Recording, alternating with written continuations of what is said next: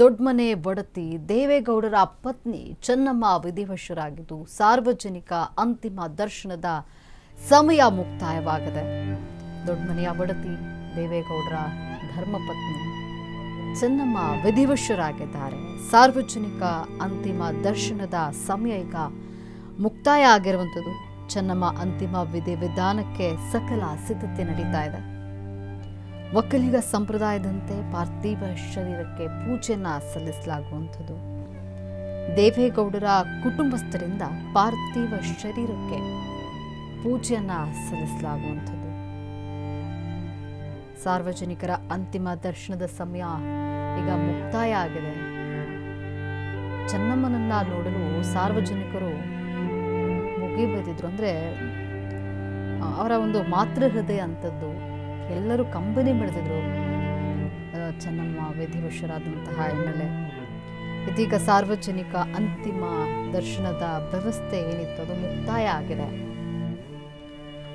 ಚೆನ್ನಮ್ಮನವರ ಅಂತಿಮ ವಿಧಿವಿಧಾನಕ್ಕೆ ಸಕಲ ಸಿದ್ಧತೆಯನ್ನ ಮಾಡಿಕೊಳ್ಳಲಾಗ್ತಿದೆ. ಒಕ್ಕಲಿಗ ಸಂಪ್ರದಾಯದಂತೆ ಇಲ್ಲಿ ಚೆನ್ನಮ್ಮನವರ ಅಂತ್ಯಕ್ರಿಯೆ ನೆರವೇರಲಿದೆ.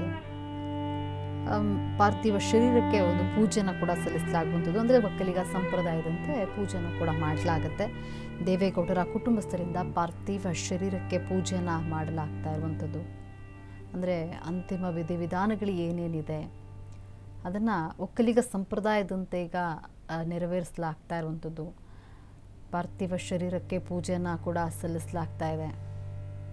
ದೇವೇಗೌಡರ ಕುಟುಂಬದ ಸದಸ್ಯರಿಂದ ಪಾರ್ಥಿವ ಶರೀರಕ್ಕೆ ಅಂತಿಮ ಒಂದು ಪೂಜೆಯನ್ನು ಮಾಡಲಾಗ್ತಿರುವಂಥದ್ದು.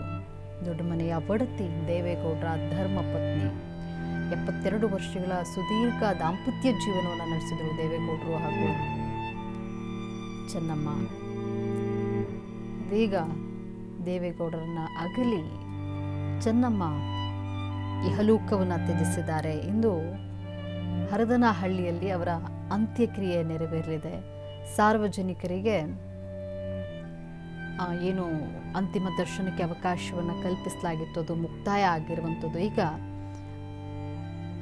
ಅಂತಿಮವಾಗಿ ಏನು ವಿಧಿವಿಧಾನಗಳು ನಡೆಯುತ್ತೆ ಅದೆಲ್ಲದಕ್ಕೂ ಕೂಡ ಸಿದ್ಧತೆಯನ್ನು ಮಾಡಿಕೊಳ್ಳಲಾಗ್ತಾ ಇರುವಂಥದ್ದು. ಒಕ್ಕಲಿಗ ಸಂಪ್ರದಾಯದಂತೆ ಪಾರ್ಥಿವ ಶರೀರಕ್ಕೆ ಪೂಜೆಯನ್ನು ಕೂಡ ಸಲ್ಲಿಸಲಾಗ್ತಾ ಇದೆ. ದೇವೇಗೌಡರ ಕುಟುಂಬಸ್ಥರಿಂದ ಪಾರ್ಥಿವ ಶರೀರಕ್ಕೆ ಪೂಜೆಯನ್ನು ಮಾಡಲಾಗುವಂಥದ್ದು.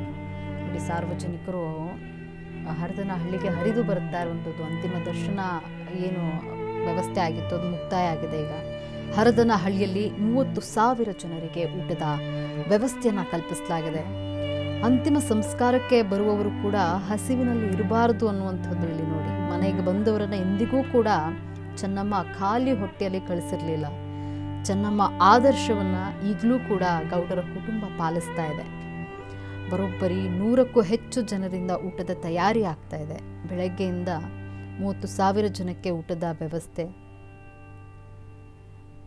ಚೆನ್ನಮ್ಮ ಅಂದರೆ ಸಾಕ್ಷಾತ್ ಅನ್ನಪೂರ್ಣೇಶ್ವರಿ ಅನ್ನುವಂತಹ ಅಭಿಮಾನಿಗಳು. ಯಾಕಂದರೆ ಯಾರನ್ನೂ ಕೂಡ ಬರೀ ಖಾಲಿ ಹೊಟ್ಟೆಯಲ್ಲಿ ಕಳಿಸ್ತಾ ಇರಲಿಲ್ಲ. ಆಕೆ ಮನೆಗೆ ಯಾರೇ ಬಂದರೂ ಊಟವನ್ನು ಬಡಿಸ್ತಾ ಇದ್ರು, ಊಟ ಹಾಕಿನೇ ಕಳಿಸ್ತಾ ಇದ್ದಿದ್ದು. ಹಾಗಾಗಿ ನೋಡಿ, ಇಲ್ಲೂ ಕೂಡ